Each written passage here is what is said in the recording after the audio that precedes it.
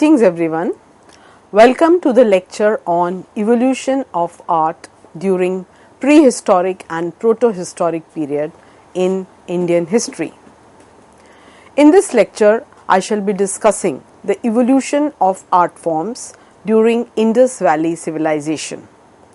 The arts of Indus Valley civilization, which was one of the world's first civilizations, evolved throughout the second millennium. Many civilization sites have yielded sculptures, seals, ceramics, jewelry, terracotta figurines and other works of art. And all these are very crucial sources of history. The arts of this period have given us immense details about the life of people of those times. During the second millennium, Indus Valley civilization arose and different sculptures, seals, ceramics, jewelry, terracotta figurines, etc., which belonged to this period, continued to evolve from time to time. Their renderings of human and animal forms were extremely lifelike, which is also a very important feature of this civilization. And the modeling of different figures was done with great detailing. Along the Indus River, there are two important Indus Valley civilization sites, Harappa and Mohenjo-daro. While Harappa and Mohenjo-daro are in Pakistan, notable sites discovered in India include Lothal, Surkotada, Dholavira in Gujarat, Rakhigadi and Banavali in Haryana and Ropar in Punjab. The major materials that were used for different kind of artistic works were stone, bronze, terracotta, clay, etc. Indus Valley civilization was a Bronze Age civilization in the northwestern regions of South Asia, lasting from 3300 BCE to 1300 BCE. Though the exact duration of this civilization has generally been considered to be roughly from 2700 BCE onwards in its mature form. So from 2700 BCE to 1900 BCE is considered to be the mature phase of Indus Valley civilization. Together with ancient Egypt and Mesopotamia, it was one of the early civilizations stretching from northeast Afghanistan into western and northwestern India. It flourished in the basins of Indus River and other monsoon-fed rivers that once were flowing in the vicinity of the seasonal Ghaggar-Hakra river in northwest India and eastern Pakistan. Indus Valley civilization is definitely known by certain artifacts, as you can see in this visual that is being shared on the screen. You all must have seen these artifacts in your textbooks or you must have seen them in the museums. So these artifacts range from different kind of sculptures, terracotta images and also different forms of utensils, pots, pottery, ornaments.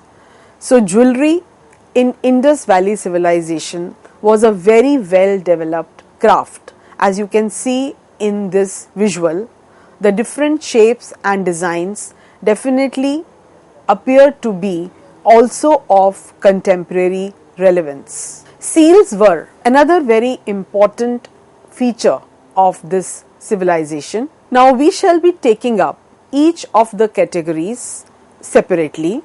So if we talk about the sculptures of Indus Valley civilization definitely depicted a 3D volume, and this could be seen in the stone figures that were found in Indus Valley sites. One can highlight major stone statues. For example, in Mohenjo-daro, a bearded man or a priest man, also known as the priest king, was discovered, and the main features of this figure were that it was a stereotyped figurine of a bearded human.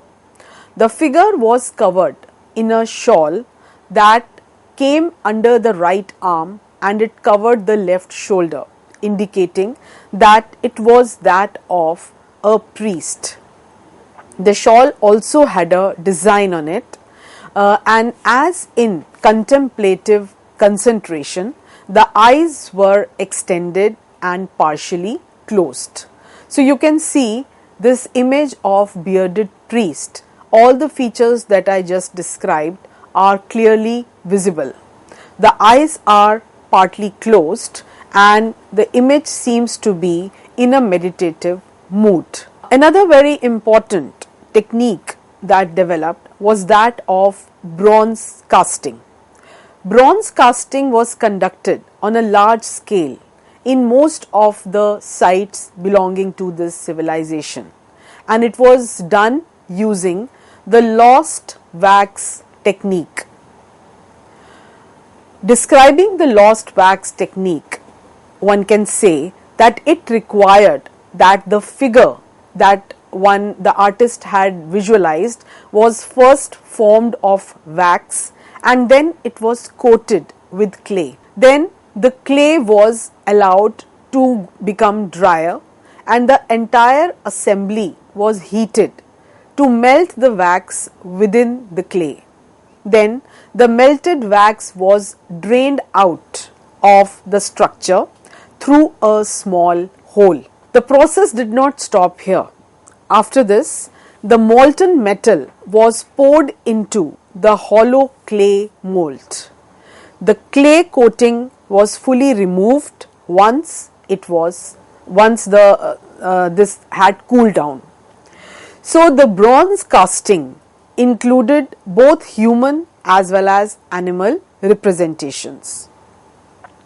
For example, the buffalo with its raised head, back and sweeping horns, and the goat among animal representations can definitely be considered as very important assets belonging to this civilization. So this bronze casting, which had become popular in most of the locations of Indus culture, could also be evidenced by the existence of copper dog and bird of Lothal and the bronze figure of a bull from Kalibangan. Metal casting continued until the late Harappan Chalcolithic culture, and henceforth it was also adopted by several other civilizations after Indus Valley civilization. Another very important example of bronze casting that one can talk of is the image of dancing girl found in Mohenjo-daro. It is one of the best known artifacts from Indus Valley. It depicts a girl whose long hair is tied in the bun and bangles covered her left arm. Cowrie shell necklace is seen around her neck with her right hand on her hip and the left hand clasped in a traditional Indian dance gesture. As you can see, all the details that I just shared with you are clearly visible in this image.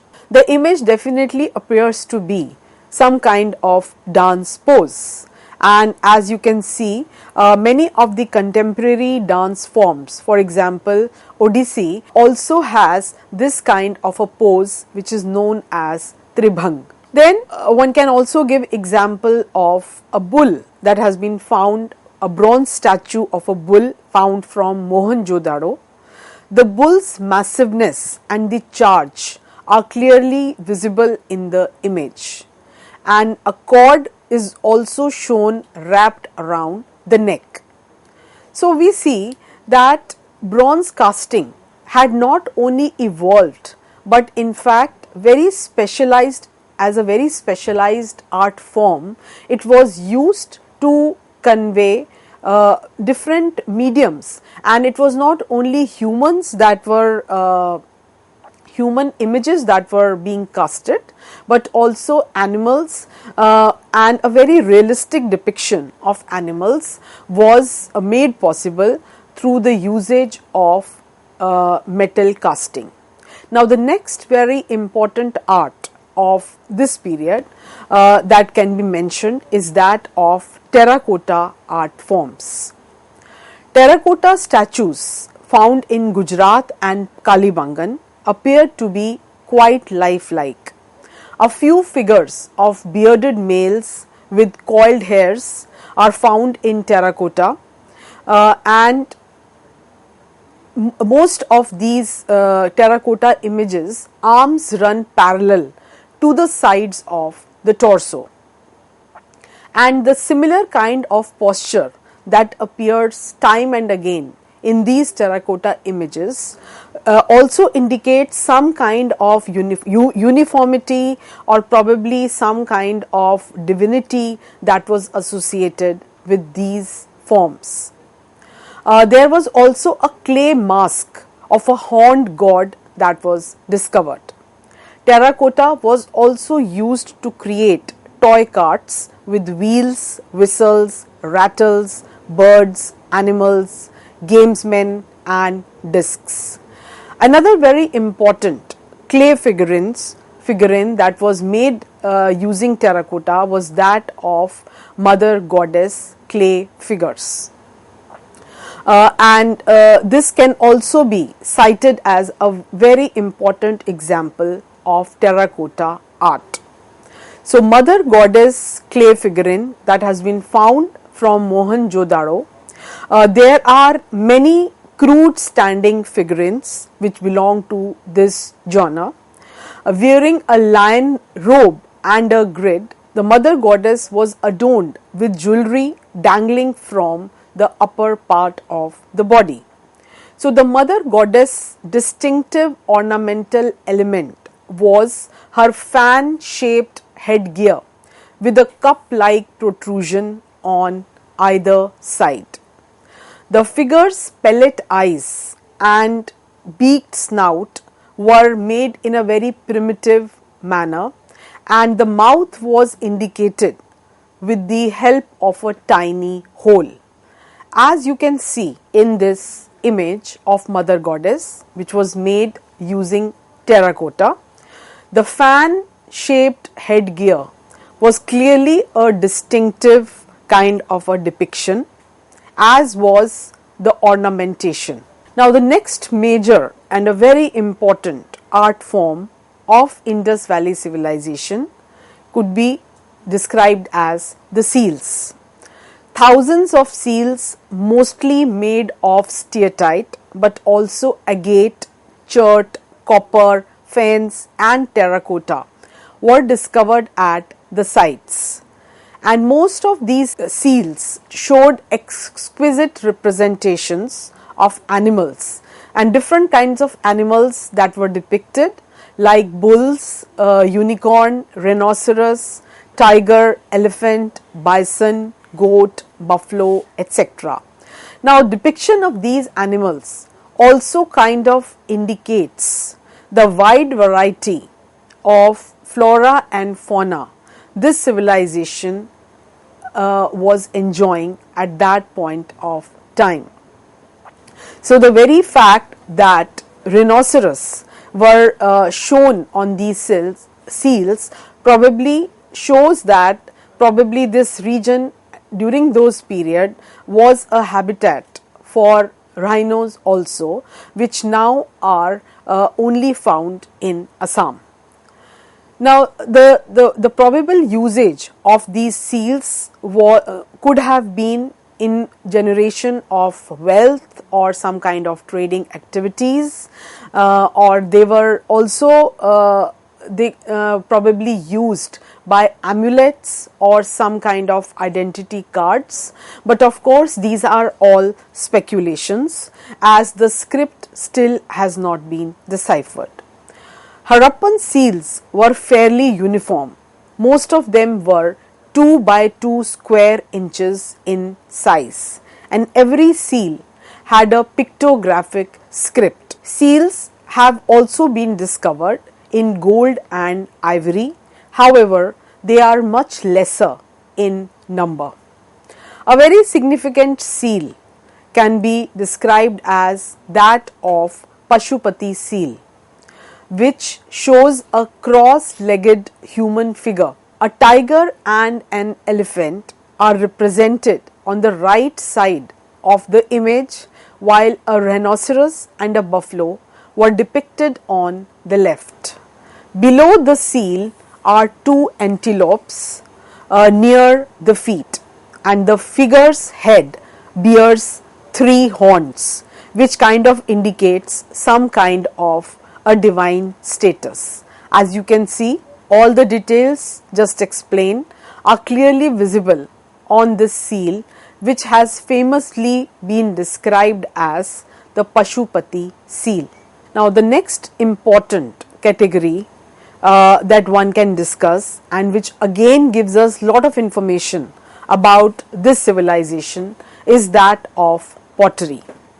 The pottery of this civilization was mostly manufactured on the wheel, with only a few exceptions, which also indicates the level of specialization this activity had gained. Painted ceramics were much less prevalent than plain pottery. The most common type of plain pottery is red clay, which was with or without a fine red or grey slip. A very important feature of Harappan pottery was the geometric and animal images that were painted in glossy black paint on the painted ware, which had a fine covering of red slip, and it was made on potter's wheel, and many examples of this kind of pottery have been found at Mohenjo-daro. As you can see in this visual, it shows different shapes of the pots and also different sizes. So the big ones were probably used for storing grains, while the smaller ones were probably used for storing day-to-day items. And the pottery clearly has a shine and a red slip, which was possible only because of the special technique that had been devised. Next very important form of art that developed was that of jewelry making. Harappan men and women adorned themselves with a wide range of jewelry, which was again made from different kind of materials, which ranged from metals to semi-precious stones, jewels, bone, baked clay, and this included beads and different kind of ornaments. And in fact, both men and women wore necklaces, fillets, armlets, finger rings.